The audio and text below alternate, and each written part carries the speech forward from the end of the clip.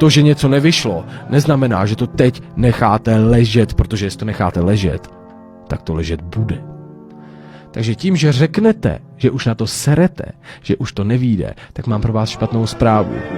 Nevyjde. Protože jste to nechali. Nenechejte to. Nikdy. Existuje jedna věc, která je ještě horší, než být na té cestě sám.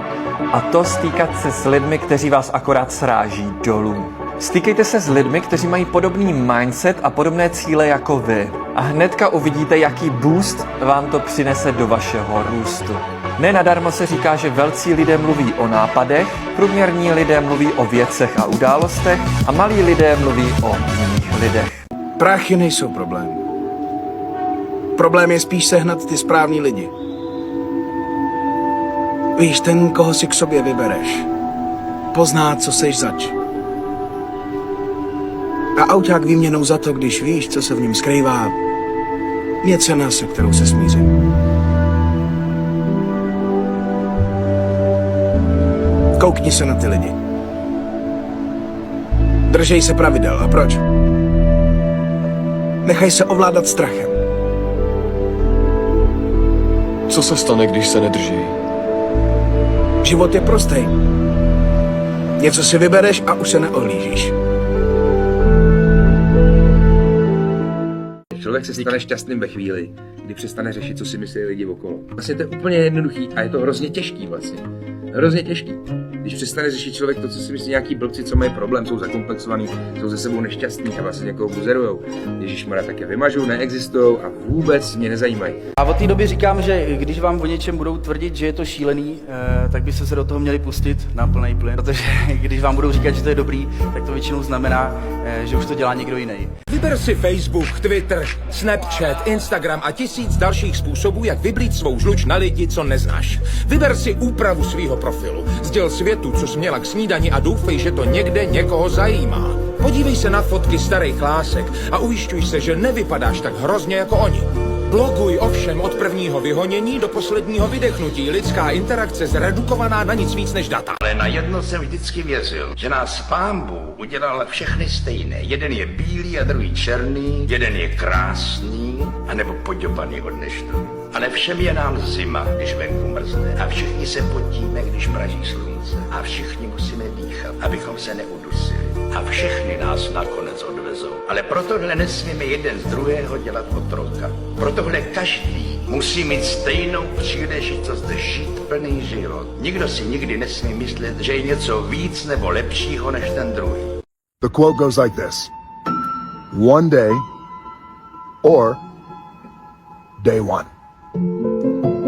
One day or day one.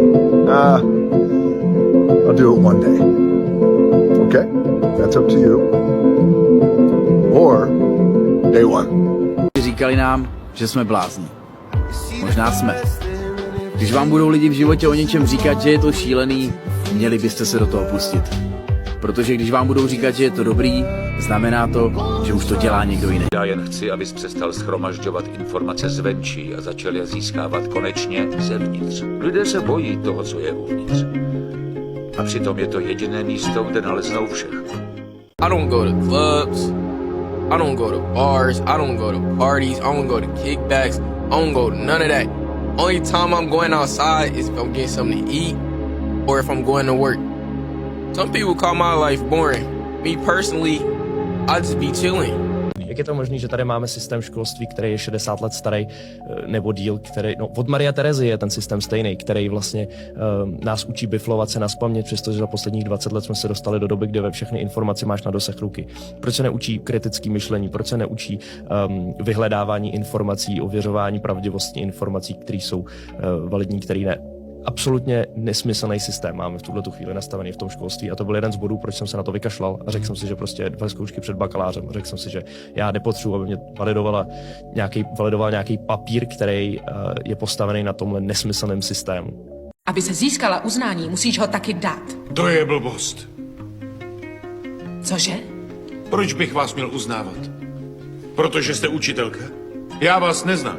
Jak mám vědět, že nejste jen nějaká lhářka? Jak mám vědět, že nejste jen další špatný člověk? Nebudu vás respektovat jen proto, že jste učitel. Tired don't mean nothing. Tired is only in the mind. You tell yourself you're tired, you're gonna be tired. I don't get tired.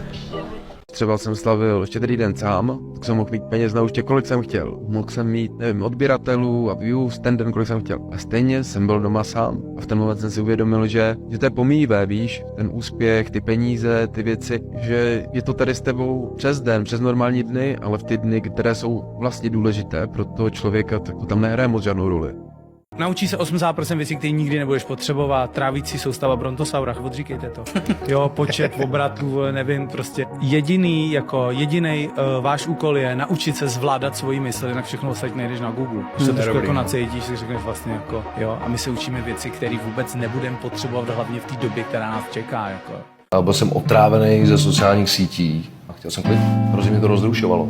Nechci prostě vidět něco, na co nemůžu, co nepotkám, co neovlivním, co nemám nějak pod kontrolou, co se netýká mýho života, nechci prostě. You know what they say, never go grocery shopping when you're hungry. You grab the wrong things, and the same is in life.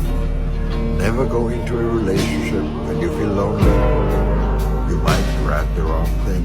Think about it, because when you're desperate, you grab anything you want. Not what you need. Keď sa v niečom vidíte, že fakt máte navrh, alebo vás to fakt mŕte, že vás to baví, robte to, lebo čo iné tu chceš robiť? Chceš robiť niečo, čo ťa nebaví? Na čo? Reálne. Proste sme tu fakt krátko a zabývať sa niečím, čo ťa nebaví, je podľa mňa strašná strata času.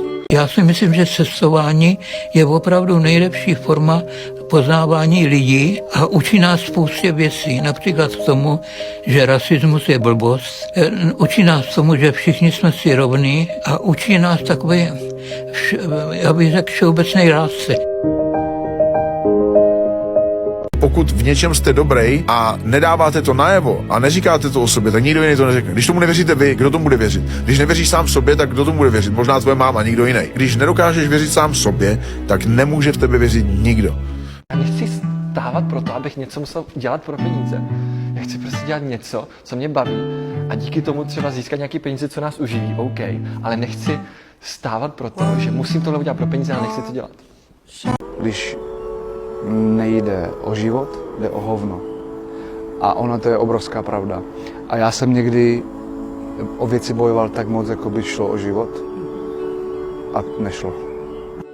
Ať je to pro někoho trapný a cringe. Nemusí vás chápat. Lidi vás nemusí chápat, protože žiješ v nějakém stereotypu. Chodíš do práce, funguješ materiální, ale to je jedno. Já jsem si představil. Karel, škola, výsměchy, tlustej, doma sám, máma v práci, 200 měl na týden. A teď jsem se takhle díval a postupně jsem si představoval tu cestu. Teď jsem to viděl, hochu, jak na kolik akcí jsem byl, kolik lidí mě obejmulo, kolik lidí mi podalo ruku, kolik lidí se mnou vyfotilo, v televizi jsem byl, teď ty YouTube videa, teď mi to tam začalo střílet. Já jsem myslel ne na to, že jsem známý, že jsem něco dokázal.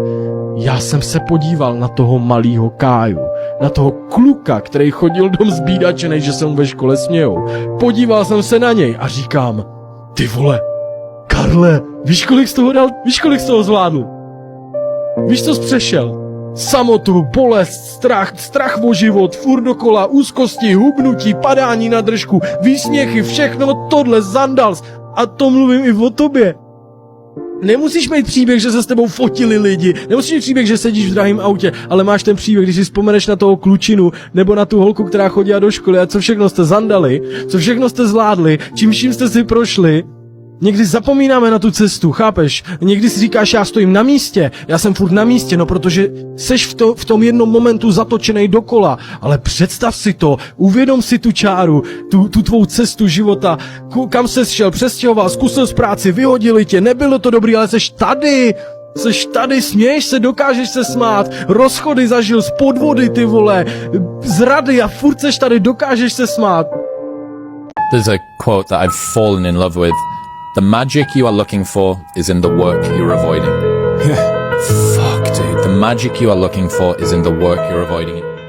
Vyber si nesplněný sliby a přej si, abys to všechno udělala jinak. Vyber si, že se nikdy nepoučíš z chyb a že se budeš jen dívat, jak se historie opakuje. Vyber si postupný smíření s tím málem, co můžeš mít, místo toho, na co jsi smyslela. Spokoj se s málem a nedávej na sobě nic znát. Vyber si zklamání a ztrátu těch, co jsi milovala. A to, že jak ti sejdou z očí, umře s nima i kousek z tebe. Až pak jednou v budoucnu odejdou kousek po kousku úplně všichni a z tebe nezbyde nic, co by mohlo být živý nebo mrtvý. Vyber si svou budoucnost.